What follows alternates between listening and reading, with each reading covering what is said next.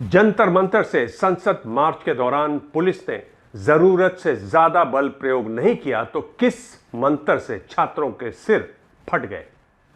Police ने ज्यादती नहीं की तो क्या छात्र खुद ही उड़कर पैलेट से टकरा गए। पुलिस ने कानून का पालन किया तो क्या महिला प्रदर्शनकारियों के साथ की गई अभद्रता कानूनी है।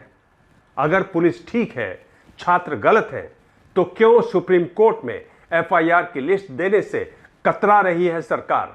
और सबसे बड़ा सवाल, अगर जंतर मंतर से लेकर बिहार तक आंदोलनों में हिंसा भड़काने की कोशिश हुई तो फिर मामले की जांच एक उच्च स्तरीय कमेटी को क्यों सौंपी जा रही है। नमस्कार, मैं हूं दिबांग, आप देख रहे हैं दिबांग ऑफिशियल।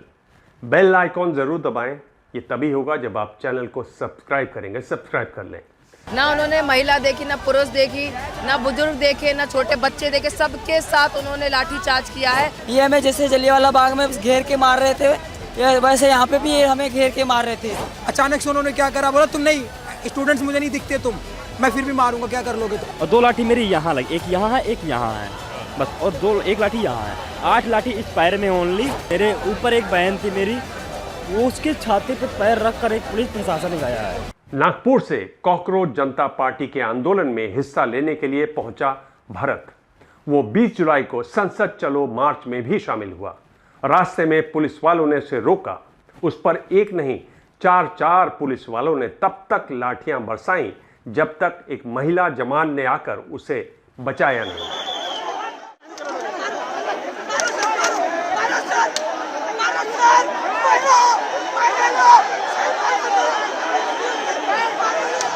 लेकिन दिल्ली पुलिस सुप्रीम कोर्ट में कहती है कि जंतर मंतर पर कोई ज्यादती नहीं हुई।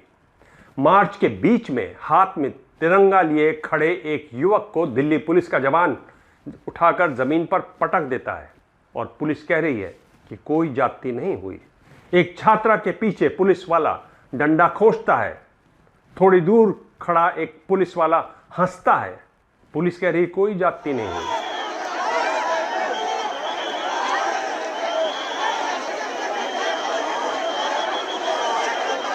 पुलिस के साथ सादे कपड़ों में मौजूद कुछ लोग छात्रों को पीट रहे हैं और पुलिस सुप्रीम कोर्ट में हलफनामा देकर कहती है कि ये भीड़ को कंट्रोल करने की पुरानी रणनीति है। दिल्ली पुलिस की तरह बिहार पुलिस भी सुप्रीम कोर्ट में हलफनामा देकर कहती है कि जरूरत से ज्यादा बल प्रयोग नहीं हुआ। सिवान में एक पुलिस वाले ने छात्रों पर AK-47 तानी। पुलिस की दलील है कि पुलिस वाला भीड़ में फंस गया था, इसलिए उसने 4 राउंड फायर कर दिए। लेकिन पुलिस ने जरूरत से ज्यादा बल प्रयोग नहीं किया, ज्यादती नहीं की। हलफनामे में बिहार पुलिस खुद कहती है कि AK-47 प्लाटून लेवल का हथियार है। उसका इस्तेमाल कानूनी व्यवस्था संभालने के लिए नहीं किया जा सकता। बावजूद इसके AK-47 चलती है। इस कांस्टेबल का नाम है अभिषेक कुमार। कई वीडियो में वो AK-47 लेकर छात्रों की तरफ दौड़ता नजर आता है। बड़ा सवाल है, अगर कांस्टेबल अभिषेक कुमार घिर गया था तो बिहार पुलिस ने उसे सस्पेंड क्यों कर दिया। 3 छात्रों के घायल होने की खबर आई। पुलिस कहती है वो AK-47 से घायल नहीं हुए, बल्कि थोड़ी दूर पर एक पुलिस वाले ने अपनी 9mm की पिस्टल से 2 राउंड फायर किए, जिसमें 3 छात्रों को चोटें आईं। दिल्ली पुलिस की तरह बिहार पुलिस भी छात्रों पर ज्यादती न करने की बात कहती है। मंगलवार को chief justice of India Suryakant, justice Joy Mallya Bagchi और जस्टिस V मोहना की बेंच ने छात्र प्रदर्शनों के दौरान पुलिस के जरूरत से ज्यादा बल प्रयोग और इस पूरे मामले की जांच एक स्वतंत्र कमेटी से कराए जाने की मांग से जुड़ी याचिकाओं पर सुनवाई की। और सुनवाई से एक दिन पहले दोनों राज्यों की पुलिस ने सुप्रीम कोर्ट में हलफनामे दाखिल किए। पहले इन हलफनामों में पुलिस ने क्या कहानी बताई, उसको थोड़ा विस्तार से समझ लेते हैं। फिर आपको बताएंगे कि कॉकरोच जनता पार्टी इस बारे में क्या बोली। दिल्ली पुलिस के डिप्टी कमिश्नर सचिन शर्मा की तरफ से यह हलफनामा कल देर रात सुप्रीम कोर्ट में दायर किया गया। इसमें सबसे पहला तर्क दिल्ली पुलिस ने यह दिया कि 20 जुलाई का संसद मार्च गैर कानूनी था। इसकी परमिशन न मांगी गई और न ही दी गई। पुलिस ने कोर्ट को बताया कि 20 जुलाई को जंतर मंतर के आसपास 3 किलोमीटर के इलाके में 30,000 से ज्यादा आंदोलनकारी जमा हो गए थे और इन्हें संभालने के लिए 5,000 पुलिसकर्मी तैनात किए गए। यानी 6 निहत्थे आंदोलनकारियों पर लाठी, बुलेट प्रूफ जैकेट, हेलमेट और कहीं कहीं पैलेट गन से लैस एक पुलिसकर्मी। पुलिस ने यह भी कहा कि उस आंदोलन के दौरान लगभग 250 पुलिस वाले और 20 छात्र घायल हुए। कील लगी लाठियों पर पुलिस का कहना है कि ऐसा सिर्फ एक वीडियो में सामने आया और उसमें भी लाठी पुलिस वाले नहीं बल्कि एक आंदोलनकारी के हाथ में दिखी। तो सवाल यह है कि क्या आंदोलनकारी घर से ये कील लगी लाठियां खुद को मारने के लिए लेकर आए थे? सिविल ड्रेस में पुलिस वालों की मौजूदगी के सवाल पर तर्क दिया गया कि ये सामान्य रणनीति है, लेकिन ये नहीं बताया गया कि यूनिफॉर्म पहने लाठियां लिए दाढ़ी वाले कौन थे, क्या वो भी पुलिस वाले थे? हलफनामे में दिल्ली पुलिस ने यह भी बताया कि उस दिन प्रदर्शनकारियों ने बैरिकेड तोड़े, पुलिसकर्मियों से मारपीट की और उनके सुरक्षा उपकरण खींचे। इसके बाद पुलिस की नजर में बल प्रयोग जरूरी हो गया था और हिंसा रोकने के लिए पुलिस ने सिर्फ कानूनी तरीके अपनाए। ये बात अलग है कि सड़क किनारे खड़ी एक महिला को दिल्ली पुलिस के डीसीपी संदीप लांबा ने थप्पड़ मारा। शायद पुलिस के मैनुअल में ये कानूनी तरीका ही रहा होगा। पुलिस ने यह भी कहा कि भीड़ को रोकने के लिए लाठियां तो एक सामान्य उपकरण है, इतना मान्य कि जिस लाठी को कमर के नीचे मारा जाना चाहिए उसे सिर, पैर और चेहरे पर मारा गया। फेशियल रिकॉग्निशन सॉफ्टवेयर के इस्तेमाल पर पुलिस ने कहा कि ये हर किसी का प्रोफाइल रिकॉर्ड नहीं करता। प्रदर्शनकारियों की प्रोफाइलिंग इसके जरिए नहीं की जाती। ये तो सिर्फ गंभीर आपराधिक रिकॉर्ड वाले लोगों की पहचान करता है। ये बात अलग है कि इस दौरान कई ऐसे वीडियो वायरल हुए जिसमें आम छात्रों ने दावा किया कि उनकी सारी जानकारी वैन में लगे दिल्ली पुलिस के मॉनिटर्स पर डिस्प्ले हो रही थी। पुलिस ने हलफनामे में यह भी दावा किया कि प्रदर्शन में असामाजिक तत्व, आपराधिक रिकॉर्ड वाले लोग भी शामिल हो गए थे। पुलिस के मुताबिक ऐसे करीब 2,873 लोगों पर हत्या की कोशिश, डकैती और रेप जैसे मामले दर्ज हैं। अब इन मामलों की जांच एसआईटी करेगी। ऐसे अपराधियों को पुलिस ने छात्रों से अलग क्यों नहीं किया, ये एक बड़ा सवाल है। हालांकि इस दौरान solicitor general of India Tushar Mehta ने कहा कि आपराधिक बैकग्राउंड वाले इन 2,873 लोगों के अलावा बाकी जिन छात्रों के खिलाफ एफआईआर दर्ज हुई है वो रद्द की जानी चाहिए। ये कैसे करना है, इस पर सुप्रीम कोर्ट फैसला ले सकता है। कॉकरोच जनता पार्टी के प्रवक्ता सौरभ दास ने सुनवाई के बाद कहा कि सरकार ने बड़ी अजीब सी स्थिति बना दी है। एक तरफ सरकार कह रही है कि एफआईआर रद्द होनी चाहिए, दूसरी तरफ सरकार एफआईआर की लिस्ट सुप्रीम कोर्ट में जमा नहीं कर रही है, जबकि पिछली सुनवाई में भी इस पर बात हो चुकी है। सौरभ दास ने कहा कि यहां ट्रस्ट डेफिसिट है, विश्वास की कमी है, शंका पैदा करती है ये बात। दोस्तों, ये सरकार फिर से युवाओं के साथ बहुत बड़ा विश्वासघात करने जा रही है। आज सुप्रीम कोर्ट में जो बंच ऑफ पिटिशंस है जिसमें पुलिस ब्रुटैलिटी मतलब जुलाई 20 को जो युवाओं के साथ बर्बरता हुई थी जंतर मंतर में, उसके बारे में पिटिशंस का हियरिंग था। उस हियरिंग में हम दोनों गए थे। वहां पे आज सुप्रीम कोर्ट के जजेस ने क्लियर कर दिया एंड सरकार से क्लियर करके बोला कि आप हमें एफआईआर्स जो सारे देश भर में एफआईआर्स हुए छात्रों के खिलाफ, युवाओं के खिलाफ, उसका एक लिस्ट दे दीजिए। वो लिस्ट मिलते ही हम अपना आर्टिकल 142 पावर यूज करके वो सारे एफआईआर्स को एक झटके में खत्म कर देंगे, क्वॉश कर देंगे। लेकिन सरकार की मंशा आज वो नहीं लगी। सरकार हेजिटेट कर रही थी, सरकार चुप रही, सरकार ने कोई कमिटमेंट नहीं दिया। उन्होंने बोला कि 2800 हार्डेंड क्रिमिनल्स है, उनके लिए तो हमें इन्वेस्टिगेट करना पड़ेगा। तो सुप्रीम कोर्ट ने ये भी ऑप्शन दिया कि वो 2800 जो हार्डेंड क्रिमिनल है, हीनस क्राइम्स कर रहे हैं, उनका एक अलग से आप एफआईआर का हमें लिस्ट दे दीजिए। लेकिन जो युवा और छात्र है उनके खिलाफ जो एफआईआर है उसका एक लिस्ट दीजिए, वो हम एक झटके में खत्म कर देंगे। लेकिन सरकार ने कोई कमिट नहीं किया। मुझे लग रहा है सरकार एक बहुत बड़ी एक कॉन्स्पिरेसी रच रही है, फिर से युवाओं के साथ, जेनजी के साथ एक बड़ा विश्वासघात कर रही है। कॉकरोच जनता पार्टी इस चीज का खंडन करती है एंड बिल्कुल एक्सेप्ट नहीं करेगी। हम लोग, अगर सरकार का मंशा हमें यही लगता है नेक्स्ट 1 से 2 दिन के अंदर, अगर उनका मंशा ये बदला नहीं, अगर वो अपना तरीका सुधार नहीं लेते, जो उन्होंने जुलाई 25 को कमिटमेंट दिया था पूरे देश भर के सामने युवाओं को, अगर वो उसका अमल नहीं करते, तो कॉकरोच जनता पार्टी एक अपना नेशनल वर्किंग कमेटी का मीटिंग बुलाएगी एंड उस मीटिंग में हम लोग डिसाइड करेंगे कि आगे हम लोग क्या एक्शन लेंगे, क्योंकि हम युवाओं के साथ ये विश्वासघात नहीं होने देंगे। हालांकि इस दौरान केस वापस लिए जाने का विरोध करने वाली एक याचिका से जुड़े वकील रिजवान अहमद ने कहा कि छात्रों पर लगे केस वापस लेने से पहले उनसे एक हलफनामा लिया जाना चाहिए जिसमें वो लिख कर दें कि जो हुआ उसका उन्हें अफसोस है। दूसरा, क्योंकि ये प्रदर्शन गैर कानूनी था, इसलिए किसी को बच के नहीं निकलने दिया जाना चाहिए। इस पर सीजेआई ने कहा कि अपराध सिद्ध करने से पहले देखना चाहिए कि छात्रों के इकट्ठा होने का उद्देश्य क्या था और भारत के संविधान के अनुच्छेद 19 के तहत मिले अधिकार को भी नहीं भूलना चाहिए। फिर उन्होंने कहा कि जो कानून का उल्लंघन किए बिना शांतिपूर्ण तरीके से अपनी आवाज उठाते हैं, उनका मामला अपराधियों के मामले से बिल्कुल अलग है। इस दौरान सीजेआई ने कहा कि ये बेगुनाह छात्रों के जीवन और भविष्य का सवाल है। अगर कहीं कोई गुस्सा है तो सिस्टम से उम्मीद रखना गलत नहीं है। सुनवाई के दौरान कई महिला प्रदर्शनकारियों को ऑनलाइन मिली रेप की धमकियों और अभद्र मैसेजेस का मुद्दा भी उठा।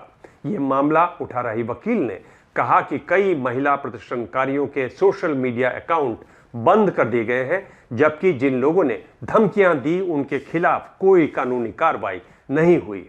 इसके बाद कोर्ट ने हाई पावर्ड कमेटी के जरिए इस पूरे मामले की जांच कराए जाने का आदेश भी दिया। इस कमेटी की अध्यक्षता सुप्रीम कोर्ट के पूर्व जज करेंगे। इसके अलावा इस समिति में हाई कोर्ट के पूर्व जज, रिटायर्ड डीजीपी, सीबीआई के रिटायर्ड डायरेक्टर और अन्य सदस्य शामिल होंगे। समिति में शामिल किए जाने वाले दूसरे सदस्यों के बारे में अलग अलग पक्षों से बात की जाएगी। उनके सुझाव मिलने के बाद इस कमेटी का गठन किया जाएगा। इसका आदेश बुधवार को जारी किया जाएगा। सुप्रीम कोर्ट ने यह भी कहा कि वो दिल्ली में 20 जुलाई के संसद मार्च के दौरान हुई हिंसा के वीडियो फुटेज और सीसीटीवी रिकॉर्डिंग और अन्य दस्तावेजों की जांच उच्च स्तरीय समिति को सौंपने का निर्देश देगा। लेकिन उच्च स्तरीय समिति के गठन पर कॉकरोच जनता पार्टी के प्रवक्ता सौरभ दास ने कहा कि अगर सुप्रीम कोर्ट कमेटी बनाना चाहता है तो बिल्कुल बनाए, लेकिन छात्रों की मांग है कि यह कमेटी स्वतंत्र हो। इसमें जो लोग शामिल किए जाएं वो ऐसे लोग हों जिनकी ईमानदारी पर कोई सवाल न हो, जिनकी छवि पर कोई दाग न हो।